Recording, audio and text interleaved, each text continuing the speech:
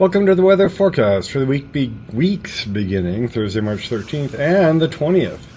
That's right, it is spring break time. Haven't taken a week off, I don't think, since Christmas. So this is Chief Meteorologist John Ensworth for Longmont Public Media.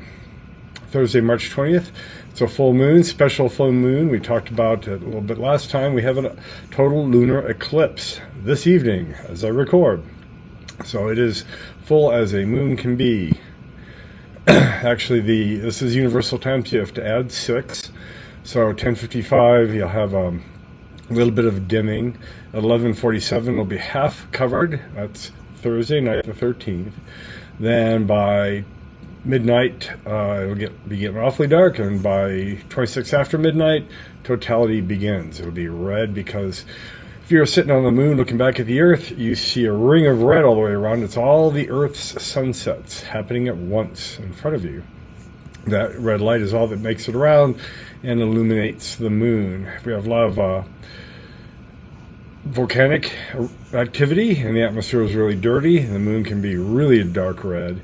I think it's going to be pretty clean and a little lighter reddish orange this time. Then if you go to, 1:31 in the morning, totality ends.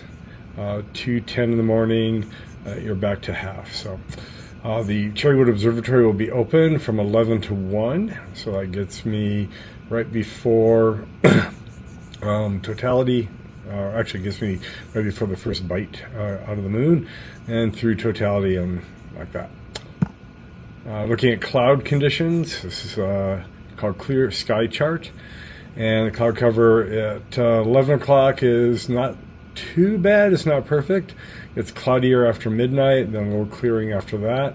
The ECMWF, this is a European model, actually has this kind of socked in, so difference of opinion there.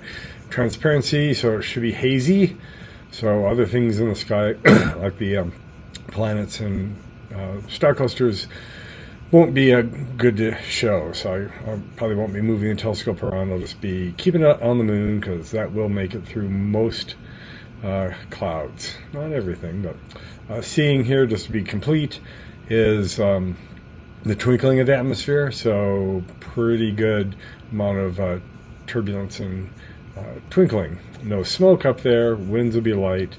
Humidity be moderate. And temperature won't be that cold. I think we're in the 40s. Friday the 28th is our third quarter moon. For the sun, Saturday, sunrise is 7:11 a.m., sunset 7:34 p.m., gaining 18 minutes again this week to next. Going to the following week, sunrise backs up to 7 o'clock a.m., sunset goes forward to 7:41 p.m., and we gain another 14 minutes of daylight. Looking at drought conditions over the last week, I can see things have not changed much. Northern Colorado, a little bit worse than south central Colorado, but not a huge change. Nationally, not much change either. The 2 weeks look very similar, if not identical. No, they aren't. Yep, no, just very, very similar. Oop. And for smoke, we do have some droughts conditions out in the southeast, and we've had some fires out there, and a little teeny touch of smoke back here, but not much. Looking at the history of snowpack this winter season, and we're seeing we're going right through to the 13th. Not doing super. We're at 88% of normal. I think last year we were way up here, something like 120, 130%. So this is not super wet. But yeah, it's still climbing. We're still getting more snow. It's just we need some big hits. Here's a new product. It's not new to the website, but new to the show, is the accumulated precipitation. So it just goes up, never goes down. It can go level if rain stops, but climatologically, this green line is what we expect, getting up into the 32-inch area by the end of the year. And we're just about 92% moisture, which I know doesn't look like it if you're looking outside, but this is a semi-arid place to live. If it wasn't for the Gulf of Mexico in springtime low-level jet and things like that bringing moisture back to us, we would be very dry, being west of so many mountain ranges.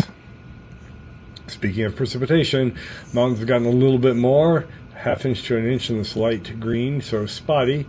We got just a little bit, enough to make some puddles down on the I-25 corridor. And this map will actually, I'll start adding to this starting the last week of March. This is our severe weather climatology, so you'll see the same map for a couple weeks here, and then we'll start moving forward. But just to show you what's actually going to happen with severe weather, got some convection in the western part of the state for Thursday, a little bit of marginal risk in the deep south, but really dangerous stuff Friday and Saturday for the nation. Out here along the Mississippi River is a moderate risk of severe weather, and then going to Saturday, this will probably be higher. This should probably go to the high or category 5 in severe weather chances. This is just ridiculously dangerous in this part of the nation for Saturday. So you're going to hear some news about some disaster relief needed. For Thursday, a little precipitation in the western slopes. This is too dry and too windy out to our east. For Friday, we have early morning some chance of showers. It's not big. I don't think it's going to be mixed with snow. It's just going to be a little bit of rain here and there. Mountains get a little bit of moisture, maybe in lucky spots some good moisture, but then Saturday, western slopes again, nothing to the east of the mountains. This was broken today. This is old, but it talks about the future still from this red line on. So here's our Friday morning chance of showers, and it seems a pretty good agreement that we get some, and then we have something coming in around Tuesday next week. So we'll see details on that. Temperatures, I didn't put the normals up there. Sorry about that. All right, so let's take a look at the next 16 days. Actually, 16 days.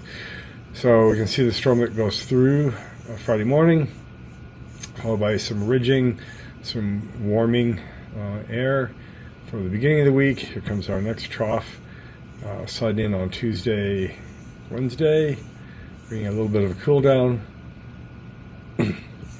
Ridges back, warming right up again for Friday.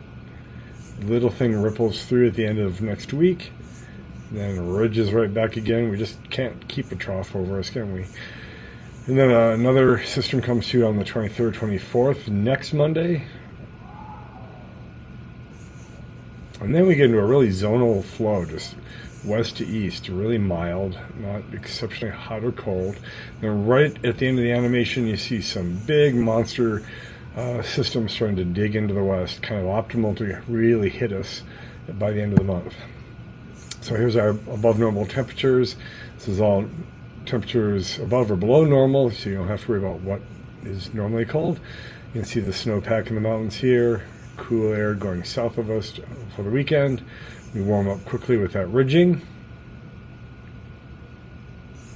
See now the cold front trying to approach. There it is, midweek, Tuesday, Wednesday. And that's chilly. It's not super cold, but it's definitely going to be cool. But right away we warm up again by the end of next weekend. And next weekend is very toasty, very comfortable. At least we're getting stuff on the weekend. Then a cold front comes in around the 24th. This is next Tuesday. And then we're back into the warmth again. And then right at the end, you can see this cold front starting to come in. Looks like it gets some contribution of cold air from Canada as well, and then that's it. So let's look at precipitation. Western slopes getting it today. Showers pass quickly in the morning on Friday. This is for the weekend, just getting the western slopes. And then we're dry through Monday.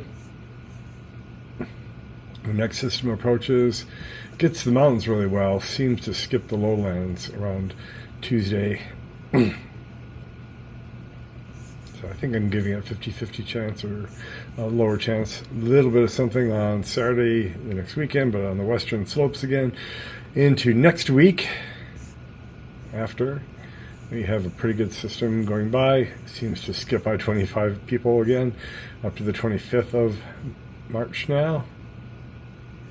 Yeah, I know these loops are longer if you do 2 weeks. And there's that big monster that seems to be cranking up right at the end of the cycle here. That's a big hit of snow for the lowlands. And again, when you're looking 2 weeks out, you can't put a lot of stock in that. A whole storm system like that could just vanish. So for the next 5 days, we're dry. It could get some showers here and there in the morning, but the GFS is not impressed. Snow again in the mountains. For the next 10 days, scooping in some of those other systems, but not the big one at the end. Yeah, so there's some more moisture, under a ½ inch, but a quarter inch or so, third of an inch of moisture, and some snow possible. So for the first week out, warm, too quick. Warm 60s and then almost 70, then into the 50s. Going into the weekend, we warm up to the 70s again. Then by midweek, Tuesday, Wednesday, we have some chance of showers, 60-40% chance. If it was in the 20s, if we get some nighttime precipitation, then that would be snow. Looking out to the 20th to the 26th, 50s and 60s, this really could be a fantasy. Just might not look like this at all, but I'm looking at the AccuWeather model and reporting what it says. And Saturday, Sunday, 2 weekends from now, looks kind of showery, and then right at the end is that big storm starting to move in, whatever it might be. So 2 weeks out, we see below normal temperatures in the west are expected, above normal precipitation. That's it. See you after spring break at the end of the month. This has been Chief Meteorologist John Ensworth urging you to keep looking up.